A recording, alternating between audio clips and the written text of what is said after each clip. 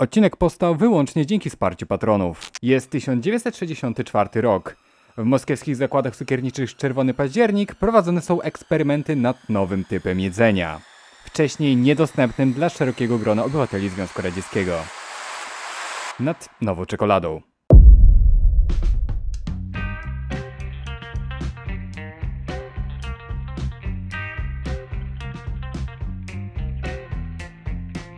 To, co trzymam teraz w rękach, to legendarny przedmiot ze Związku Radzieckiego. Mleczna czekolada Alionka. Jednak dlaczego była tak popularna w ZSRR? W czym kryje się jej sekret? I jak dziś rosyjska propaganda wykorzystuje ten boguduchowinny symbol w krwiożerczy sposób? Przetarg na opracowanie nowego typu czekolady wyszedł z góry. Nad nową słodkością dla obywateli ZSRR pracowały przeróżne fabryki, zarówno te stołeczne, jak i regionalne. Jednak to właśnie moskiewskie zakłady cukiernicze Czerwony Październik doszły do zadowalających rezultatów. Nowy typ czekolady nie miał zawierać w sobie krwi, tak jak hematogen, o którym nagrywałem wam jeden z poprzednich odcinków. Czekolada też nie miała być tańsza w produkcji. Celem eksperymentów było stworzenie nowej, mlecznej czekolady dla obywateli ZSRR. Dlaczego było to takie ważne wydarzenie? Cóż, do tego momentu obywatele państwa rad, jak i ich pociechy mogły kosztować jedynie gorzkie czekolady, takie jak białoruski Spartak, Lux czy Gwardyjska. Te czekolady nie tylko zawierały o wiele mniej cukru, ale także charakteryzowały się wyższą zawartością kakao. Wyższa zawartość kakao oznaczała większą ilość naturalnych przeciwutleniaczy, które wspierały zdrowe serce, układ krążenia, obniżały ciśnienie i poprawiały elastyczność naczyń krwionośnych. Mniejsza ilość cukru w tych czekoladach redukowała ryzyko problemów zdrowotnych, takich jak cukrzyca drugiego typu czy otyłość.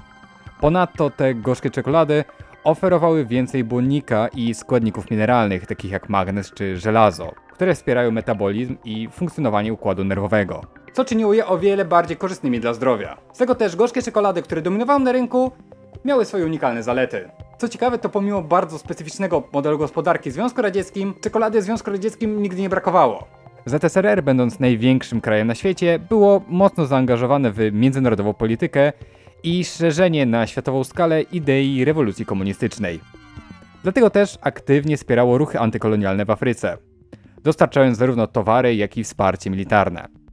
W zamian za tę pomoc afrykańskie państwa odwdzięczały się dostawami produktów, które miały w nadmiarze. Jednym z nich były ziarna kakaowca, kluczowy element czekolady. Jednak warto spojrzeć na to, w jaki sposób czekolada pojawiła się w Rosji i jak zyskała na popularności. Ta w samej Rosji pojawiła się stosunkowo niedawno, bo w 1849 roku. To właśnie wtedy niemiecki cukiernik Ferdynand Theodor von Einem otworzył swoją cukiernię w samym centrum Moskwy. Swój czekoladowy twór nazwał dość małotwórczo, bo swoim nazwiskiem – Einem. Jego czekolada szybko zdobyła uznanie, a von Einem miał szczęście dostarczyć swoje wyroby rodzinie carskiej, która dane czekolady szczerze chwaliła. To właśnie wtedy rozpoczęła się bogata historia czekolady w Rosji, która od tamtego czasu stała się kluczowym elementem rosyjskiej kultury. Von Einem, choć był Niemcem, to miał pewne cechy rosyjskiego inteligenta. Objawiało się to chociażby przez jego filantropię. Einem był takim rosyjskim Willy Wonką. Według źródeł cukiernik z każdego sprzedanego funta swoich wyrobów przekazywał 5 kopiejek na cele charytatywne. Połowa tej sumy trafiła do instytucji charytatywnych w Moskwie, a druga połowa do niemieckiej szkoły ubogich i sierot. Po rewolucji październikowej w 1917 roku fabryka została znacjonalizowana i uzyskała nazwę Państwowa Fabryka Wyrobów Cukierniczych nr 1, dawniej Einem. A w 1922 roku została przemianowana na wspomniany przeze mnie wcześniej Czerwony Październik. Choć Einem wspierał ubogich, to ci na jego czekoladę pozwolić sobie nie mogli. Jak zauważa Iryna Głuszczenko, badaczka życia codziennego w Związku Radzieckim w książce Sowiety od kuchni, Mikojan i sowiecka gastronomia, jeszcze przed, a także w pierwszych latach po rewolucji, czekolada była praktycznie niedostępna dla niższych klas społecznych. Zwraca on uwagę na to, że chociażby w wierszu Aleksandra Bloka zatytułowanym 12, zdrada klasowa jednej z kobiet wyrażona jest słowami „żarła czekoladę minion”. Klasowa sytuacja zmieniła się w latach 30. XX wieku. Czekoladę zaczęto produkować w masowych ilościach. Na początku lat 40. była ona uważana za bardzo zdrowy produkt. Wręczano ją najbardziej zasłużonym osobom w Związku Radzieckim, pilotom czy odkrywcom. Radzieckie władze uczyniły z czekolady symbol świąt. Pudełko czekoladek stało się najbardziej niewinną i powszechną formą łapówki dla tych, którzy chcieli wystąpić przed szereg. Podobnego zdania jest fiński badacz Jukka Gronow, który uważa, że Związek Radziecki w latach 30. stworzył historycznie specyficzną kulturę konsumpcyjną. Wyrażała się ona szczególnie w licznych świętach i uroczystościach typowych dla radzieckiego życia. Oznakami tego luksusu był szampan, koniak, kawior, perfumy, ciasta i oczywiście czekolady. Jednak wszystkie wyroby czekoladowe do tego momentu w ZSRR były wykonywane z gorzkiej czekolady. Rozpoczęcie produkcji nowej, słodkiej, mlecznej czekolady w Związku Radzieckim, jak podejrzewam, miało zgrać się z zachodzącymi w kraju zmianami. Z chruszczowską odwilżą, czyli udemokratycznieniem Związku Radzieckiego, zwiększeniem praw obywatelskich czy poszerzeniem wolności słowa. Ilość usług za panowania Chruszczowa wyrosła w Związku Radzieckim ponad 2 razy, co pokazuje, że kraj w tym momencie oficjalnie przeszedł z torów typowo militarystycznych na te bardziej proobywatelskie. Oczywiście z radziecką specyfiką. Mleczna czekolada miała w tym wszystkim być jak wisienka na torcie. Nastroje w chruszczowskim państwie rad były na tyle dobre, że sam Chruszczow obiecywał dojście do komunizmu w latach 80. Jednak w procesie planowania, mówiąc kolokwialnie, zwyczajnie coś nie pykło. I czekolada wyszła już za czasów panowania bardziej zamordystycznej władzy Breżniewa. A i obiecanego komunizmu w latach 80. też nikt nie widział. Choć dziś tą czekoladę wszyscy znają jako Alionka, to początkowo nazwa miała brzmieć inaczej, bo Alioneczka. W cześć jednej z bohaterek ludowych powieści. Na opakowaniu miał widnieć obraz Wiktora Wasieńcowa. Jednak taka idea nie spodobała się przełożonym fabryki. Najprawdopodobniej zbytnio nawiązywała do przedrewolucyjnych tradycji nazywania produktów w tej fabryce. Dyrekcja zdecydowała się na inną, choć podobną nazwę. Alionka. W cześć imienia córki pierwszej na świecie kosmonautki, Walentyny Tieryszkowej, o imieniu Jelena, którą skrócić można do Alionka. Choć istnieje teoria, że tak naprawdę chodziło o inną córkę istnego kosmonauty, być może go znacie, Jurija Gagarina. W trakcie rebrandingu Alioneczki w Alionkę zrezygnowano również z obrazu na opakowaniu. Jego miejsce miała zastąpić kompletnie inna kompozycja. W ramach zmiany obwoluty czekolady fabryka ogłosiła konkurs na najsłodszą twarz. Uczestniczek i uczestników było sporo, jednak konkurs udało się wygrać tylko jednej, małej, przesłodkiej Leńce Gerians. Zdjęcie na konkurs wysłał ojciec, Aleksandr. Córka była na tyle ikoniczna, że jej fotografia pojawiła się w radzieckich magazynach takich jak Radzieckie Zdjęcie czy Zdrowie. Jednak Alionka na papierku od czekolady nie pozostała bez zmian. Radziecki grafik, mówiąc dzisiejszym językiem, pobawił się w Photoshopie i lekko podkorektorował wygląd dziewczynki. Zmienił oczy z brązowych na niebieskie, zarumienił policzki czy powiększył usta, aby Alionka była jeszcze bardziej bulbaszna. Gdy wszystko było już gotowe, w 1966 roku ruszyła pierwsza masowa partia Alionek. Wkrótce po tym wcześniej tajna receptura Alionki została przekazana innym zakładom cukierniczym po całym państwie rad. Poszczególne fabryki decydowały się na tworzenie własnych motywów na opakowania, przystosowując dziewczynkę do lokalnej kultury czy języka. Tak też Alionka była produkowana w Rydze pod nazwą Annele czy pod nazwą Olenka w Ukrainie. Jej produkcją zajmowała się chociażby kijowska fabryka czekolady imienia Karla Marksa. Ta Oleńka wyróżniała się typowo dla ukraińskiej kultury wyszywanką i białym strojem ludowym. Lecz mimo to właśnie czekolada z moskiewskich zakładów Czerwony Październik stała się najpopularniejszym symbolem Alionki w całym Związku Radzieckim. Ta czekolada była praktycznie symbolem, który łączył wszystkie narody Związku Radzieckiego. Jednak oczywiście nie wszystko może trwać wiecznie. Po pierestrojce i prywatyzacji fabryk w Związku Radzieckim przedsięwzięcie Czerwony Październik zarejestrowało znak handlowy, jakim była Alionka. To, co wcześniej miało być dostępne dla każdego i co miało jednoczyć pełne różnorodnych narodów czy kultur państwo, zmieniło się w narzędzie zysku. Wcześniej wspomniana fabryka imienia Karla Marksa wpadła w ręce przyszłego ukraińskiego oligarcha, Petra Poroszenko.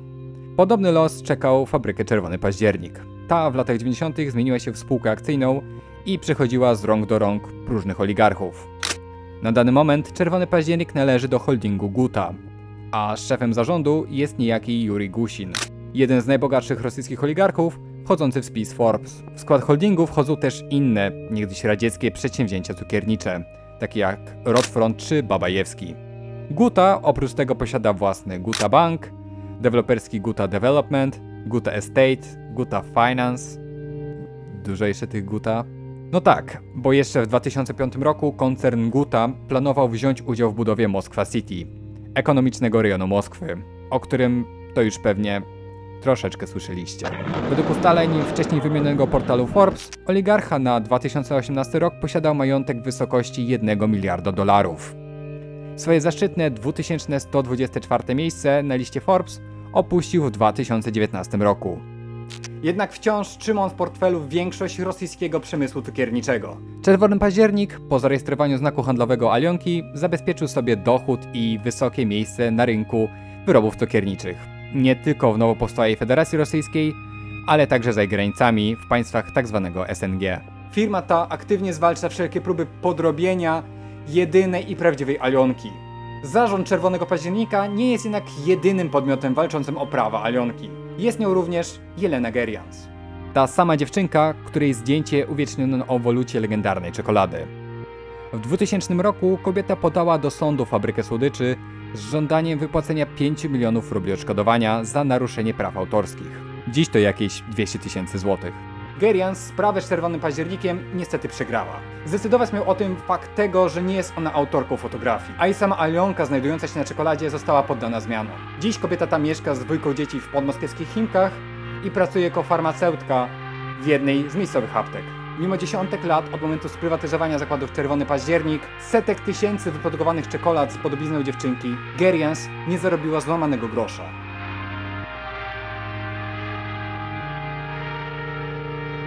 Niemniej jednak, nawet po upadku Związku Radzieckiego, w krajach takich jak chociażby Białoruś czy Ukraina, dalej produkowano ową czekoladę. W Ukrainie do pewnego momentu produkowały ją zakłady Rosen. Teraz produkcją zajmuje się połtaskie przedsiębiorstwo Dominik. Jak wygląda Alionka? Masa nominalna czekolady to 90 gram, choć jak rozumiecie, wydań przez okres produkcji było wiele i te mogą się różnić. Czekolada podzielona jest w tabliczkę 3/5. Na opakowaniu producent chwali się wygranymi nagrodami oraz tym, że owa czekolada została zrobiona zgodnie z GOST, czyli rozszyfrowując, gospodarstwny standard. Norma państwowa. Coś jak polskie PN czy międzynarodowe ISO. Warto dodać, że dziś Alionka to nie tyle nazwa czekolady, co oddzielny brand słodyczy. W naszym postmodernistycznym i późnokapitalistycznym świecie nie ma sensu wymyślać nowe, skoro można nazwać wszystko starą nazwą i liczyć na zwiększone zyski. Alionka to dziś batoniki, bombonierki, ciasteczka, wafelki, cukierki, herbatniki, batoniki i dziesiątki typów czekolady. Brakuje jeszcze Alionki w Fortnite. Mimo wszystko opakowanie zostaje mniej więcej to samo. Jeszcze w latach 60. ani pracownicy zakładów Czerwony Październik, ani pracownicy wytwórni imienia Karla Marksa w Kijowie nie wiedzieli, co czeka ich wnuków. Nie spodziewali się oni upadku Związku Radzieckiego, a już tym bardziej wojny między dwoma powstałymi państwami. Po 24 lutego 2022 roku i pełnoskalowej inwazji rosyjskich wojsk na Ukrainę, na zachodzie wzrósł antyrosyjski sentyment, co jest zrozumiałe w zaistniałej sytuacji. W Polsce i w krajach byłego bloku wschodniego znów ostro wznowiono dekomunizację czy derusyfikację. Niszczono pomniki, zmieniono nazwy ulic czy placów. Sentyment ten dotknął także pierogów ruskich. Te zaczęto pokrętnie nazywać ukraińskimi, galicyjskimi czy jeszcze innymi eufemizmami. Podobny proces miał miejsce w Rosji. Rosyjska wierchuszka grozi zburzeniem pomnika katyńskiego, a policja zatrzymuje każdego, kto składa kwiaty pod pomnikami ukraińskich pisarzy w znak żałoby. W Rosji prowojenne szaleństwo dotknęło także Bogu Ducha winnej czekolady. Tej samej, którą dziesiątki lat wcześniej kosztowali zarówno Ukraińcy, jak i Rosjanie. W obwodzie białgorodzkim w kwietniu i maju 2022 roku 8-letni chłopiec o imieniu Aliosza pozdrawiał rosyjskich żołnierzy, którzy wyruszali na front. Pozdrawiający chłopiec okazał się kopalnią złota dla rosyjskiej propagandy. Nagrania z chłopcem były repostowane przez praktycznie każdy prokremlowski kanał na Telegramie. Aliosza stał się symbolem dzisiejszej wojny. Tak samo jak i ukraińska babcia, która w 2022 roku wyszła do ukraińskich żołnierzy z flagą Związku Radzieckiego. Rosyjska propaganda w sytuacji z Alioszą poszła o krok dalej. 25 maja 2022 roku gubernator obwodu białgorodzkiego poinformował na swoim kanale na Telegramie, że miejscowa fabryka wyrobów cukierniczych stworzyła specjalną partię nowej czekolady, która nazywała się Alioszka. A na jej opakowaniu znajdowała się podobizna 8-latka w hełmofonie. Oczywiście Alioszka swoją nazwą czy opakowaniem miała nawiązywać do Bogu Ducha winnej Alionki. Z małą jednak zmianą. Czekolada miała być gorzka. Wojskowa Alioszka była jednorazową partią. Dziś, według mojego researchu, nigdzie nie kupicie. Jednak po raz kolejny obrazuje to zjawisko zwyczajnej kradzieży i przywłaszczenia sobie radzieckiej kultury przez Rosję. Warto tutaj wspomnieć, że ojciec sławnego Alioszki w sierpniu 23 roku sam wybrał się na front. Miał on walczyć w rejonie Bachmuta w powietrzno-desantowej dywizji szturmowej. Co dziś się dzieje z ojcem? Niestety nie wiemy. Ale właśnie tak rosyjski system traktuje symbole swojej państwowości. Oprócz tych przykrych faktów warto wspomnieć jednak, gdzie jeszcze spotkacie tę czekoladę. Będzie to na pewno gra Escape from Tarkov, która to podobno jest niesamowicie pożądanym przedmiotem w tej grze. Oprócz tego czekoladę znajdziecie w grze Atomic Heart która to również wypuściła specjalną, rzeczywistą, limitowaną edycję czekolady dla dziennikarzy. A w podmoskiewskich miejscowościach możecie znaleźć ją w bardziej betonowej wersji. Jednak jak ona smakuje? I tutaj muszę niestety zasmucić wszystkich fanów jedzenia ekstremalnie przeterminowanych rzeczy. Owa Alionka została wyprodukowana w 2022 roku, a jej termin ważności minął w tamtym roku. Nie ma na niej żadnych przebarwień czy oznak pleśni, no ale wciąż. W internecie Amerykanie smakowo porównują tą czekoladę do amerykańskiej czekolady Hershey's. Choć moim zdaniem ta czekolada jest o wiele lepsza od amerykańskiej. Bardzo charakterystyczna jest w niej tekstura, gdyż nie przypomina zwyczajnej czekolady. Jest ona taka bardzo ziarnista, jakbyście jedli czekoladę z mlekiem w proszku. Chyba tak bym to opisał. Kompletna odwrotność czekolady Lindt. Czuć w niej taki jakby proszek, nie? Niestety nie zjem tej czekolady. Subskrybujcie po więcej.